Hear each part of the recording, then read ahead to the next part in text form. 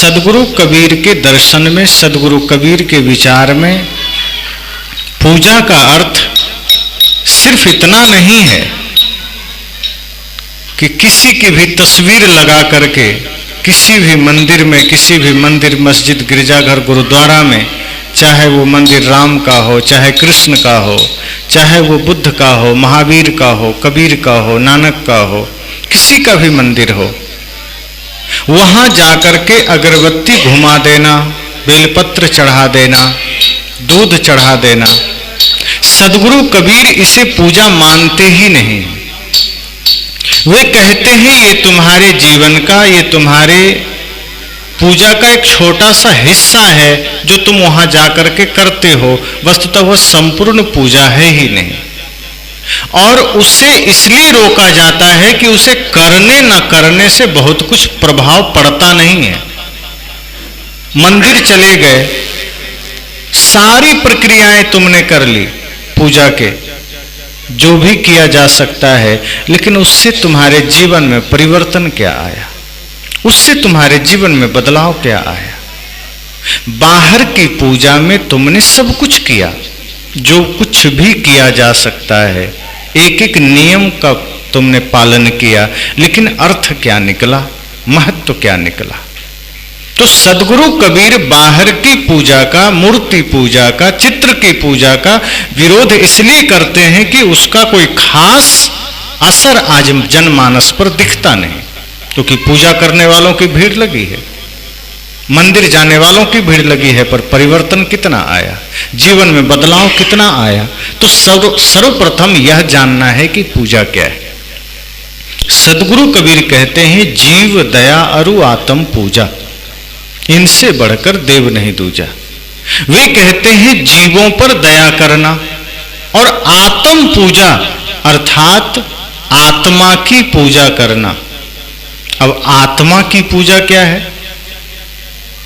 कई लोग आत्मा शब्द से भूत समझ लेते हैं, प्रेत, कि आत्मा दिखाई दिया या आत्मा रास्ते में नजर आ गई, उसके शरीर में आत्मा प्रवेश कर गई, तो लोग उसे भूत प्रेत से समझ लेते हैं। तो यहां सदगुरु कबीर यह तो नहीं कह रहे हैं कि भूत की पूजा करो, क्योंकि भूत का समर्थन सदगुरु कबीर तो नहीं कर सकते, क्योंकि वो तो कहते हैं ये ब्रह्म भूत सकल जग खाया, जिन जिन पूजा ते जहड़ाया, वो तो भूत मानते ही नहीं, वो तो ब्रह्म मानते हैं। फिर वो आत्म पूजा क्यों कह रहे हैं? वस्तुतः चेतन राम को ही, जीव को ही आत्मा भी कहते हैं साहब। और वे कहते हैं आत्म पूजा का मतलब है कि जितनी भी आत्माएं हैं इस धरती पर, जितने भी जीव हैं, जितने भी नर नारी प्राणी हैं, सबके प्रति सेवा का भावना, प्रेम का भावना, निष्ठा का भावना, ईमानदारी का भावना, यही पूजा है। सदगुरु कबीर की पूजा यह है कि आप सबके प्रति ईमानदारी का व्यवहार करें। सदगुरु कबीर की पूजा यह है कि आप सबके प्रति प्रेम का व्यवहार करें। सदगुरु कबीर की पूजा यह है कि आप कुछ भी करें तो निर्मल मन से करें। वे कहते हैं मैं यह नहीं कहता कि तुम पूजा ना करो, मैं कहता हूं कि तुम पत्थर पूजा बंद करो। क्योंकि पत्थर की पूजा करते करते कई बार क्या होता है, कोई भी भगवान की मूर्ति हमने स्थापित कर ली, अब वहां प्रतिदिन हम सिर झुकाते हैं, मस्तक उस पर रखते हैं, मस्तक रखते रखते पत्थर पर निशान पड़ जाता है, लेकिन हमारी बुद्धि वैसी की वैसी रहती है, हमारे सिर पर कोई निशान नहीं पड़ता, हमारे दिल दिमाग पर कोई असर नहीं होता। सदगुरु कहते हैं कि पत्थर पर निशान आ गए तुम्हारे सिर पटकने से, लेकिन तुम्हारे जीवन में कोई परिवर्तन नहीं आए, तुम्हारे आचरण में कोई परिवर्तन नहीं आए। यदि आत्म पूजा किए होते, चेतन की पूजा किए होते, गुरु की पूजा किए होते, माता पिता की पूजा किए होते, तो बुद्धि भी बदल जाती, संस्कार भी बदल जाते, जीवन जीने के ढंग भी बदल जाते। लेकिन हमने क्या किया? माता पिता का तिरस्कार किया, गुरु का तिरस्कार किया, भाई का तिरस्कार किया, पत्नी का तिरस्कार किया, पति का तिरस्कार किया, मित्र का तिरस्कार किया, पड़ोसी का तिरस्कार किया, छोटे छोटे जीव जंतु के साथ बुरा बर्ताव किया, और मंदिर में जाके भगवान की मूर्ति के सामने सिर झुकाया। सदगुरु कबीर सिर्फ पत्थर पूजा का विरोधी हैं। वे कहते हैं पत्थर पूजा से तुम्हें मिलता कुछ नहीं है, अहंकार उल्टा चढ़ जाता है। पत्थर पूजा से तुम्हारे जीवन में बदलता कुछ नहीं है, उल्टा तुम पाखंडी बन जाते हो, क्योंकि तुम्हें ये लगता है कि मैं तो भगवान की पूजा कर लिया। अब वही पूजा करने का भाव तुम्हें अहंकार से भर देता है। अब आम आदमी के साथ तुम प्रेम में जी ही नहीं पाते, आम आदमी के साथ तुम्हारा व्यवहार मधुर हो ही नहीं पाता, प्रेम का व्यवहार नहीं होता। तो सदगुरु कबीर पत्थर पूजा के विरोधी हैं और उसके बदले वे कहते हैं आत्म पूजा करो, जीवित प्राणियों की पूजा करो, जिसमें स्वयं राम का निवास है, जिसमें स्वयं परमात्मा का निवास है, जिसमें स्वयं भगवान का निवास है। हृदय वसे तेहि राम न जाना, सदगुरु कबीर कहते हैं कि जो राम तुम्हारे हृदय में बसता है, अर्थात सबके हृदय में बसता है, उसके साथ बढ़िया व्यवहार करो। अगर आपने आम इंसानों के साथ भी व्यवहार मधुर कर लिया, यही तो पूजा है। तो सदगुरु कबीर पत्थर पूजा को मना करते हैं। अब इसका मतलब ये भी नहीं है कि वे कहते हैं कि मंदिर तोड़ दो या मंदिर में आग लगा दो, मस्जिद में आग लगा दो, या वो ये कहते हैं कि मूर्तियां निकाल कर फेंक दो। वे कहते हैं वो किसी भगवान महापुरुष की प्रतिमा है, उसका सम्मान करो, पर उससे भोग मोक्ष मत मांगने लगो, नहीं दे सकता। अगर कबीर साहब की मूर्ति है, उनका सम्मान करो, भगवान बुद्ध की मूर्ति है, उनका सम्मान करो, श्री राम की मूर्ति है, सम्मान करो, क्योंकि उस मूर्ति के पीछे उनका एक जीवन दर्शन है, उस मूर्ति के पीछे उनका एक चरित्र है, एक विशाल आदर्श है, तो वो सम्माननीय है और उनका प्रतीक भी सम्माननीय है। लेकिन वहां जाकर के तुम भोग मांगने लगते हो, मोक्ष मांगने लगते हो, धन मांगने लगते हो, पुत्र मांगने लगते हो, मुकदमे में विजयी होने का आशीर्वाद मांगने लगते हो, और यही पाखंड शुरू हो जाता है। और पत्थर की मूर्ति ये दे नहीं सकते। सदगुरु तो कहते हैं कि कोई शराबी या कोई नशेड़ी भगवान के मंदिर में चला जाए, वो शराब के नशे में है, या कोई भी गांजा दारू नशा करके गया है, या मांस खा के गया है, या किसी की हत्या करके गया है, अब वो राम के ही मंदिर में चला गया, कबीर साहब के मंदिर में चला गया, तो क्या राम या कबीर साहब उस आदमी से मूर्ति से बाहर आकर कहेंगे कि तुम नशा करके आओ, बाहर हो जाओ? उनके सामने आप किसी भी नशे में चले जाइए, मूर्ति आपको कभी कह ही नहीं सकती। आप हिंसा करके चले जाइए, मूर्ति आपको रोक ही नहीं सकती है। लेकिन एक आम इंसान कहीं बैठा है और कोई वहां नशा करके चला जाए, तो वो एक बार हाथ जोड़ेगा, भैया तुम दारू पिए हो, तुम उधर हटो, मेरे पास मत बैठो, गंध आ रही है। मतलब जो जिंदा है उसे पता है कि ये नशा करके आया। मूर्ति को क्या पता है? मूर्ति के सामने कोई कितना भी पाप करके खड़ा हो जाए, मूर्ति रोक नहीं सकती है, क्योंकि वो मूर्ति है, वो जिंदा नहीं है, वो किसी की मूर्ति है। सदगुरु कहते हैं इसी तरह से जिंदा की पूजा करो, जीवित की पूजा करो। मुर्दा की पूजा से कुछ भी नहीं बदलेगा, सिर्फ मन को और अहंकार भरेगा, मन में और घमंड भरेगा कि मैं तो पुजारी हो गया, मैं तो धर्मात्मा हो गया। तो वो सिर्फ पत्थर पूजा का विरोध करते हैं, वो पहाड़ पर्वत पूजने का विरोध करते हैं, वो जिंदा इंसान की पूजा का विरोध नहीं करते। अब पूजा का अर्थ जानना है। पूजा का अर्थ है सेवा। पूजा का अर्थ सिर्फ घंटी हिलाना नहीं है। घंटी तो कोई भी हिला लेता है, अगरबत्ती कोई भी जला लेता है। जो रोज दुकान में मिलावटबाजी करता है, रोज चावल में कंकड़ मिलाता है, रोज पानी में, दूध में पानी मिलाता है, बल्कि मैंने ठीक ही कहा, पानी में दूध मिलाता है। अब दूध में पानी नहीं मिलाता, लोग पानी में दूध मिलाया जाता है। वे लोग भी सुबह भगवान के आगे अगरबत्ती जला करके तब बाहर निकलते हैं कि मैं भगवान की पूजा कर रहा हूं। सदगुरु कबीर कहते हैं कि तुम भगवान की पूजा कर रहे हो या तुम भगवान के साथ मजाक कर रहे हो, क्योंकि जिन्हें तुम भगवान समझ रहे हो चित्र में, जिन्हें तुम मूर्ति में मान रहे हो भगवान है, असली भगवान को तुमने दूध में पानी मिला के दिया, चावल में कंकड़ मिला के दिया, मिलावटबाजी करके दिया, धोखा किया, उसके साथ दगाबाजी किया, और जहां भगवान नहीं है वहां तुमने अगरबत्तियां घुमाई। अगर समस्त सृष्टि में तुम्हें राम का, कृष्ण का दर्शन हो जाए तो तुम किसके दूध में पानी मिलाओगे? फिर तुम किसके चावल में कंकड़ मिलाओगे? लेकिन नहीं, मंदिर में तो तुम पुजारी बन गए, आम आदमी के साथ पुजारी नहीं बन पाए। उनमें तुम्हें पूजा का भाव नहीं दिखा, उनमें तुम्हें सत्य का दर्शन नहीं हुआ। तो सदगुरु कबीर मूर्ति पूजा के विरोध इसलिए करते हैं क्योंकि वो मूर्ति पूजा कर करके हमारी बुद्धि भी पत्थर की हो गई, वो चेतन नहीं रही, हमारी बुद्धि भी जड़ हो गई। और जब बुद्धि जड़ हो जाती है तो हमारे भीतर से दया चली जाती है, करुणा चली जाती है, प्रेम चला जाता है। फिर हम आपस में ना प्रेम कर पाते हैं ना दया कर पाते हैं। इसलिए तो साहब कहते हैं कि मूर्ति पूजा मत करो, मूर्ति का सम्मान करिए। चित्र लगे हैं महापुरुषों के, सम्मान करिए, उसको फेंकना नहीं है। चित्र का सम्मान करना है, लेकिन चित्र का सम्मान के साथ साथ चरित्र को भी धारण करना है, उनके आदर्श को भी धारण करना है, उनके ज्ञान को भी धारण करना है। एक भी महापुरुष के जीवन को अगर आपने समझा, पढ़ा, लिखा, जाना तो आपको समझ में आएगा कि कर्म को पूजा बनाना है, अपने एक एक कृत्य को, एक एक कर्म को पूजा बनाना है।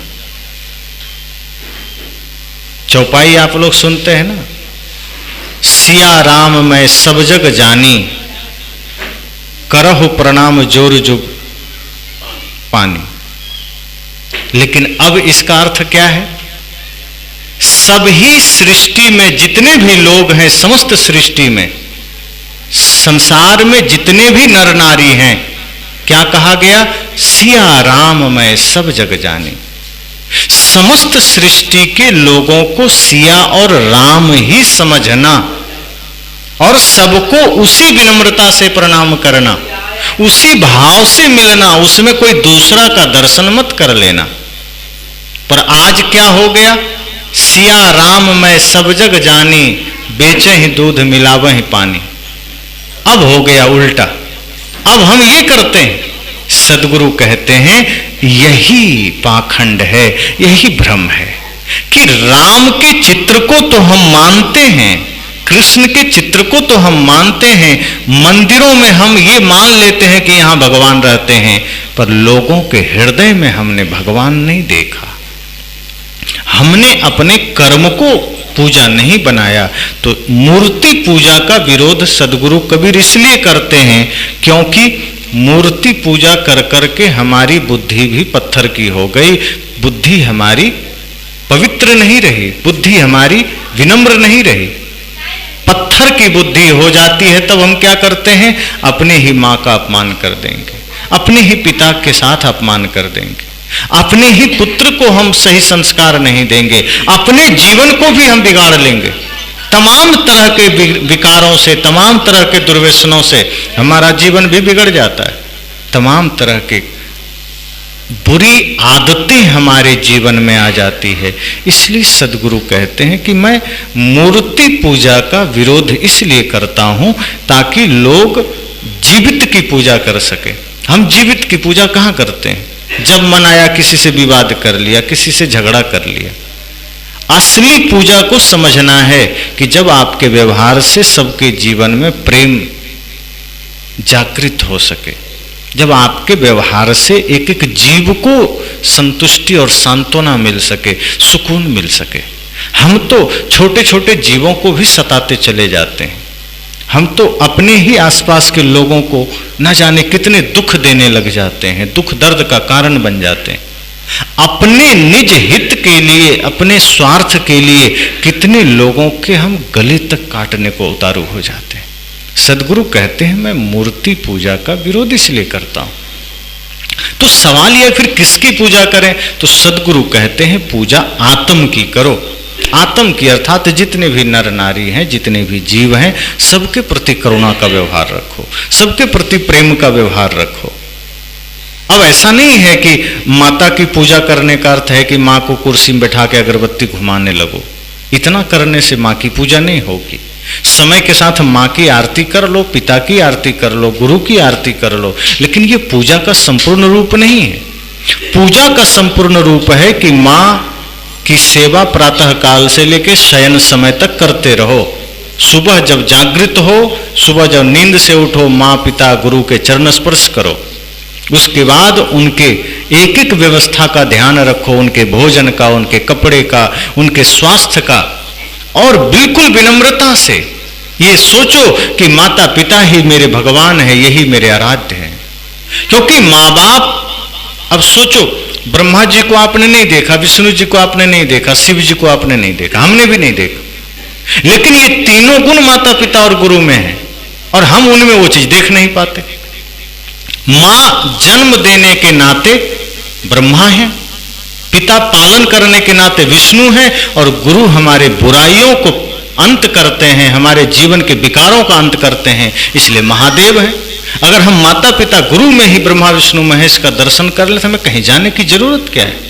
और वास्तव में माता पिता और गुरु ही हमारे जीवन में ब्रह्मा विष्णु महेश हैं, जो हमें जन्म दे रहे हैं, पालन कर रहे हैं, और हमारे जीवन में विकारों को मार रहे हैं, हमारे जीवन के समस्त बुराइयों का संहार करते हैं। गुरु हमें हमारे बुराइयों पर लेप नहीं लगाते, सच्चे गुरु हमें हमारे दोषों पर, हमारे बुराइयों पर चोट करके उसे निकाल देते हैं। जो अच्छे डॉक्टर होते हैं, अगर आपके शरीर में कोई फोड़ा है, घाव है, अगर आप चले जाएंगे तो वो उस पर सिर्फ पट्टी बांध के सहला के भेज नहीं देंगे कि जाओ जाओ ठीक है, तब तो घाव और बढ़ जाएगा।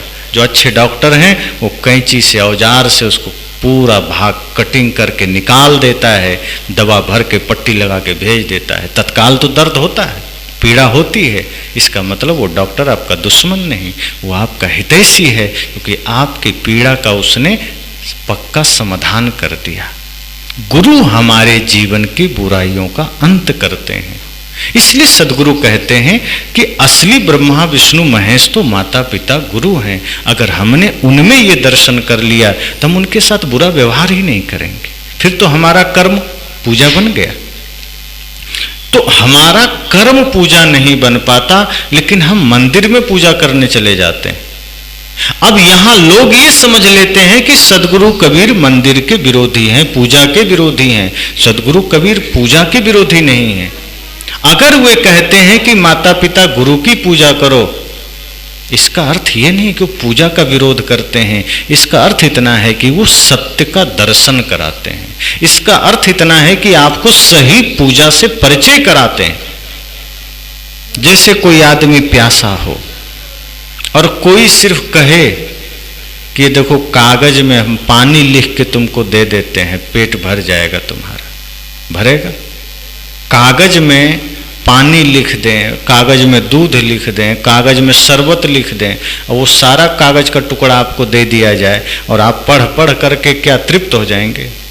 सदगुरु कबीर कहते हैं तुम मंदिरों में यही तो करते हो, वहां तुम प्रार्थना गाते हो, तुम मंदिर में सिर झुकाते हो और तुम्हें लगता है कि तुम्हारा सारा काम हो गया, लेकिन तुम वास्तव में अपने जीवन में उस पूजा के मर्म को, उस पूजा के रहस्य को धारण नहीं कर पाते हो।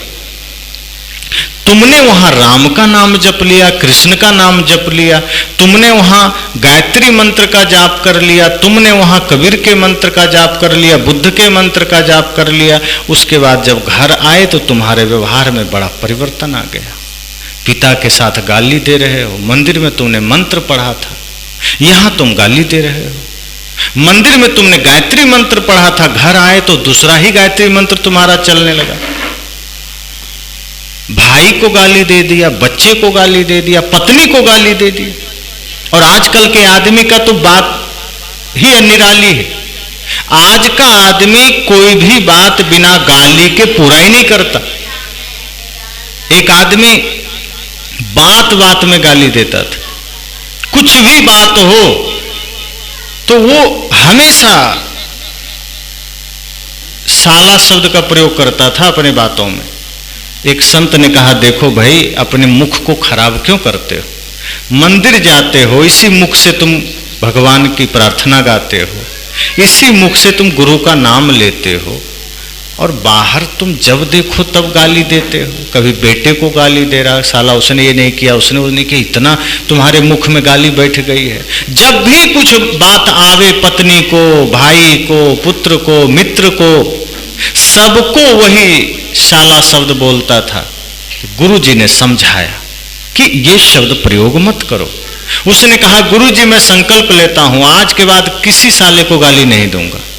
मतलब संकल्प लेते लेते भी गाली दे दिया। संत ने कहा कि तुम्हारी बुद्धि मलिन हो गई है, तुम ये नहीं समझते हो कि मंदिर में तुम प्रार्थना करते हो, बाहर जहां तुम्हें सच में शब्दों पर लगाम रखना था वहां तुम गाली देते हो। सदगुरु कहते हैं अपने वचन को, अपने मन को, अपने कर्म को पूजा बनाओ। जब मन निर्मल होंगे, वचन निर्मल होंगे, कर्म निर्मल होंगे तो तुम्हारी पूजा तो हर क्षण हो जाएगी, हर पल हो जाएगी। फिर मूर्ति पूजा करने की जरूरत नहीं पड़ेगी। फिर मूर्ति का भी सम्मान है। और मूर्ति का सम्मान और अपमान क्या? सम्मान अपमान उसका होता है जिसमें चेतना है। जो जड़ है उसका क्या अपमान होगा? और फिर मान लो राम जी का ही अपमान हो सकता है क्या?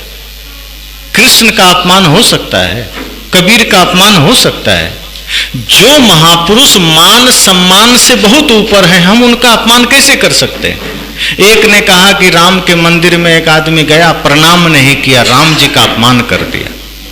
वहां गया, आरती में भाग नहीं लिया, राम जी का अपमान हो गया। कबीर मंदिर गया, कबीर साहब के सामने हाथ नहीं जोड़ा, कबीर का अपमान हो गया। मैंने कहा ये छोटे छोटे चीजों से कबीर साहब को फर्क पड़ेगा कि राम जी को फर्क पड़ेगा? क्या कबीर और राम इतने सरल सहज हैं, इतने साधारण हैं कि वो लोगों के मान अपमान को ढूंढते फिरेंगे कि कौन हाथ जोड़ा, कौन पैर जोड़ा, कौन नहीं जोड़ा? जो महापुरुष मान सम्मान से बहुत ऊपर हैं उन्हें कुछ फर्क नहीं पड़ने वाला।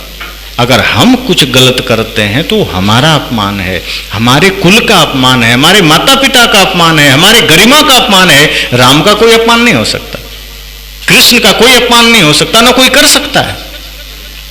कबीर का कोई अपमान नहीं कर सकता है। वो मान सम्मान से बहुत ऊपर है। कुछ भी हम गलत बोलते हैं, हम अपना अपमान करते हैं, हम अपने मुख का अपमान करते हैं। अगर आपने किसी को गाली दे दिया, उसका अपमान नहीं है जिसको आपने गाली दिया है, वो आपका अपमान है, आपके परवरिश का अपमान है, आपके माता पिता गुरु कुल खानदान का अपमान है, क्योंकि आपने अपना परिचय दिया है। उसको गाली दे करके उसका क्या बिगड़ा? मान लीजिए आपने मीठा बोला और सामने से किसी ने गाली दे दिया। आप अगर ये सोचते हैं कि मेरा अपमान उसने कर दिया, नहीं, आपका अपमान उसने नहीं किया। उसने सिर्फ अपना परिचय दिया है, आपने अपना परिचय दिया है। इसलिए मान सम्मान के चक्कर में नहीं पड़ना। सदगुरु कहते हैं जिन जिन महापुरुषों की मूर्तियां बनी है उनके चरित्र को देखना, उनके जीवन दर्शन को देखना। राम से क्या सीखा जा सकता है ये देखना, कृष्ण से क्या सीखा जा सकता है ये देखना, सदगुरु कबीर से क्या सीखा जा सकता है ये देखना, भगवान बुद्ध से क्या सीखा जा सकता है ये देखना, गुरु रविदास से क्या सीखा जा सकता है ये देखना। अगर आपने उनके आदर्शों को, उनके चरित्र को देखना शुरू कर दिया तो आपके चरित्र में भी शायद उनके कुछ सूत्र आ जाएं, उनके कुछ रंग चढ़ जाएं। अगर हमने उनके चरित्र को नहीं देखा, बस इतना समझ लिया कि बस सुबह उठे, मंदिर में गए, अगरबत्ती घुमा लिए, अपना घर में मंदिर लोग रखते हैं, छोटे छोटे मंदिर लोग घर में बना के रखते हैं, वहीं बैठ के ओम जय जगदीश हरे कर लिए, और दुकान में गए, बाजार में गए, अन्य काम में गए तो अपना जीवन अलग कर लिए। वहाँ मंदिर में कुछ और थे, बाजार में कुछ और हो गए। मंदिर में पुजारी थे, बाजार में और हो गए। तो हमारा जीवन मंदिर में कुछ और होता है, सत्संग में कुछ और होता है, घर में कुछ और होता है, बाजार में कुछ और होता है। वही आदमी जो मंदिर में मुख से प्रार्थना गा रहा था, बाहर उसी के मुख से आप देखेंगे झूठ निकल रहा है, गालियां निकल रही है, द्वेष निकल रहे हैं। तो इसलिए हम सबको सदगुरु कबीर के विचारों को समझना है। सदगुरु कबीर कभी भी वो बात नहीं करते जो हमारे मान्यताओं को और जड़ता में बदल दे। सदगुरु कबीर सदैव यथार्थ कहते हैं। वो हमें शुद्ध मानव बनाना चाहते हैं, वो हमें शुद्ध इंसान बनाना चाहते हैं। वे कहते हैं कि जब तुम इंसान बनोगे तो सब में तुम्हें भगवान दिखेगा, सबके साथ तुम्हें प्रेम होगा। लेकिन तुम सांप्रदायिक बन जाते हो, कोई हिंदू बन गया, कोई मुसलमान बन गया, कोई ईसाई बन गया, कोई बौद्ध, कोई जैन बन गया, कोई कबीरपंथी बन गया। सदगुरु कहते हैं तुम सिर्फ सत्य का पथिक बनो, धर्म का मार्गी बनो, प्रेम का मार्गी बनो, अर्थात इंसान बनो। अगर इंसान बनोगे तो इस सृष्टि में जहां भी सत्य है वो दिखाई देगा।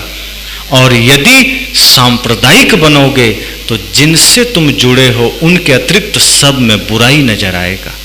अगर कबीर से जुड़े हो तो राम कृष्ण बुद्ध महावीर में बुराई नजर आएगी। अगर राम से जुड़े हो तो कृष्ण बुद्ध महावीर कबीर में बुराई नजर आएगी। अगर बुद्ध से महावीर से जुड़े हो तो अन्य सब में बुराई नजर आएगी। लेकिन अगर तुमने सत्य को स्वीकार किया है, प्रेम को स्वीकार किया है, इंसानियत को स्वीकार किया है, तो राम की मर्यादा भी दिखेगी, कृष्ण का प्रेम भी दिखेगा, बुद्ध की करुणा भी दिखेगी, सदगुरु कबीर का खरा ज्ञान भी दिखेगा। लेकिन ये तब होगा जब हम इंसान बन सकें, और ये तब होगा जब हम अपने कर्म को पूजा बनाएंगे।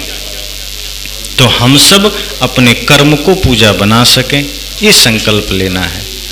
समय बहुत अधिक हो चला है, 6 बजे ही विराम होना था, लेकिन कन्फ्यूजन में सत्संग 6 बजे शुरू ही हुआ। तो ज़्यादा मैं समय नहीं लूँगा। 3 बजे आरंभ होना था, 3 से 6 का समय था पंपलेट में, लेकिन ऐसा होता तो शायद और अच्छे से सत्संग का आनंद ले पाते। ये समय ऐसा है जहाँ सबको अपने गृह कार्य भी निपटाना है, भोजन प्रसाद का, और हम सब का भी भोजन का समय 6 से 6:30 का होता है सूर्यास्त से पहले, परंतु समय का थोड़ा सा इधर उधर हो जाने से। पर सदगुरु कहते हैं 1 घड़ी आधी घड़ी आधी में पुण्यात। सत्संग तो कुछ क्षण का भी हो जाए, कुछ पल का भी हो जाए, वो हमारे लिए कल्याणकारी है, वो हमारे लिए उपयोगी है। अगर हम थोड़ा भी सत्संग कर पाए समर्पण से, श्रद्धा से, तो हमारे जीवन में एक बदलाव आ सकता है। सदगुरु कबीर की एक सीख जरूर मानिए कि कभी भी सांप्रदायिक मत बनिए, इंसान बनिए, सबके प्रति प्रेम रखिए, और जो इंसानियत का दुश्मन है उसकी उपेक्षा करिए, घृणा किसी से मत करिए। सभी महापुरुषों की अच्छाई को लेने का प्रयास करिए, अपने को सत्य का मार्गी बनाइए, प्रेम का मार्गी बनाइए। इसलिए जब ऐसा करेंगे तो लगेगा कि ये पूरी सृष्टि हमारा परिवार है, ये पूरी धरती हमारा परिवार है। और यदि सांप्रदायिक बनेंगे तो एक दूसरे के साथ विरोध में जिएंगे, एक दूसरे के साथ ईर्ष्या द्वेष जिएंगे। इसलिए सदैव यह ध्यान रखना है। साहब ने कहा है, साधो दिल से न राम को भूल, दिल से न राम को भूल,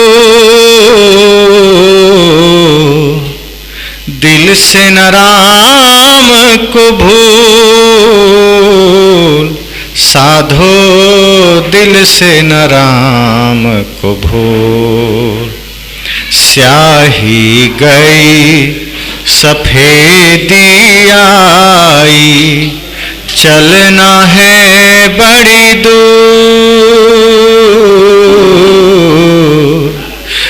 डार पात में तुम ही रंगीले, राग रंग में तुम ही रंगीले, सब फूलन में फूल, साधो दिल से न राम को भूल, दिल से न राम को भूल, साधो दिल से न राम को भूल।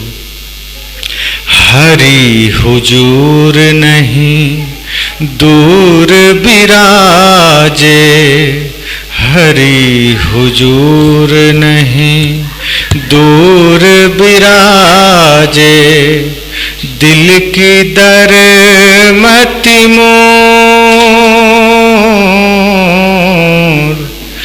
कहत कबीर सुन भई साधो, कहत कबीर सुन भई साधो, आप ही आप हजूर, साधो दिल से न राम को भूल, दिल से न राम को भूल, साधो दिल से न राम को भूल, साधो दिल से न राम को भूल।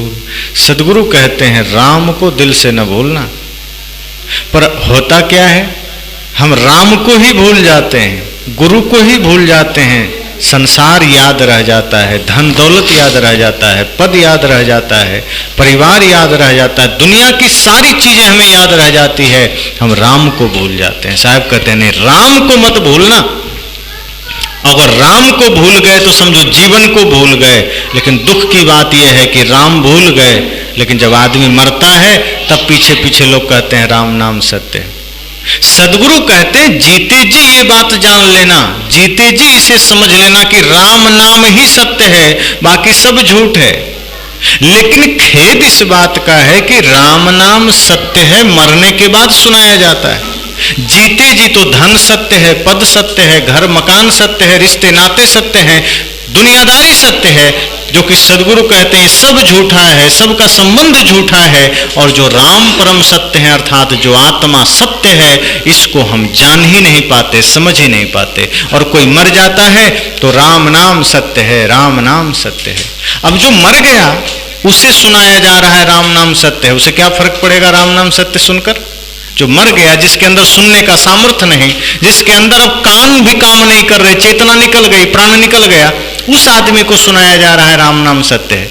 जीते जी तो उसने कभी सुना नहीं, जीते जी तो धन पद प्रतिष्ठा दुनियादारी सुना और उसे ही सत्य माना। लेकिन जो अब सुनाया जा रहा है, अब उसके सामने राम नाम सत्य सुना दो, चाहे रावण नाम सत्य सुना दो, कोई फर्क नहीं पड़ेगा। राम नाम सत्य सुना दो, चाहे कंस नाम सत्य सुना दो, कोई फर्क नहीं पड़ेगा। हाँ, जो कह रहा है राम नाम सत्य है, अगर वो उस सत्य को जान ले तो शायद उसकी सदगति हो जाएगी। लेकिन जो कह रहा है वो सोच रहा है मैं तो मुर्दे के लिए कह रहा हूं, मैं तो लाश के लिए, मुझे नहीं सुनना, मुझे नहीं जानना। वो तो धन को ही सत्य समझेगा। लेकिन जिस दिन यमराज सामने आकर खड़ा होता है कि चल तेरा समय हो गया, तब नींद खुलती है कि कुछ भी नहीं जा रहा, धन वो भी नहीं, पद वो भी नहीं, रिश्ते नाते वो भी नहीं, और बाकी तो छोड़ो, शरीर से भी पूछता है कि तू साथ चलेगा। शरीर कहता है ना, मैं भी मरघट तक आगे नहीं जा सकता। रिश्ते नाते भी कहते हैं मरघट तक पहुंचा देंगे, उसके आगे नहीं जा सकते। धन कहता है मैं तो तिजोरी से बाहर भी ना निकलूंगा, जितना तुमने मुझे महत्व दिया मैं तेरा साथ ना दूंगा।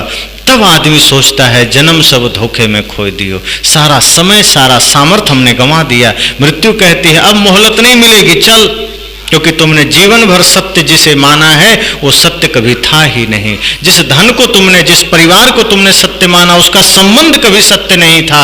और जो परम सत्य था धर्म, उस धर्म को तुमने कभी स्वीकार नहीं किया।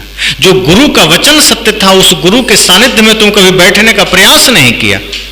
जो ज्ञान सत्य था उसको तुमने कभी धारण नहीं किया। इसलिए उस सत्य को धारण करो। अंतिम समय में भी अगर चेत गए तो समझना जीवन सुधर जाएगा, बदल जाएगा, संवर जाएगा। और यदि चूक गए तो संत कहते हैं जो चूक गया फिर उसका नहीं ठिकाना, ए मोक्ष मार्गी संभल संभल कर जाना। तो इन्हीं बातों के साथ वाणी को विराम। बोले सद्गुरु देव की जय।